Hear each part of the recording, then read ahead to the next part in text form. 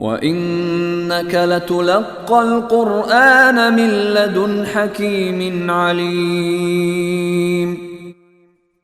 اور اے پیغمبر، بلا شبہ تمہیں یہ قرآن اس اللہ کی طرف سے عطا کیا جا رہا ہے جو حکمت کا بھی مالک ہے، علم کا بھی مالک۔ اذ قال موسى لأهله إني آنست نارا سآتيكم منها بخبر أو آتيكم بشهاب قبس لعلكم تصطلون۔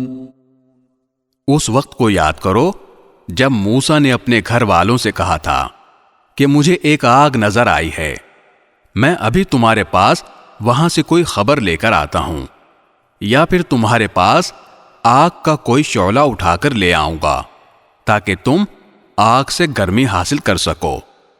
فلما جاءها نودي أن بورك من في النار ومن حولها وسبحان الله رب العالمين۔ چنانچہ جب وہ اس آگ کے پاس پہنچے تو انہیں آواز دی گئی کہ برکت ہو ان پر بھی جو اس آگ کے اندر ہیں اور اس پر بھی جو اس کے آس پاس ہے، اور پاک ہے اللہ جو سارے جہانوں کا پروردگار ہے۔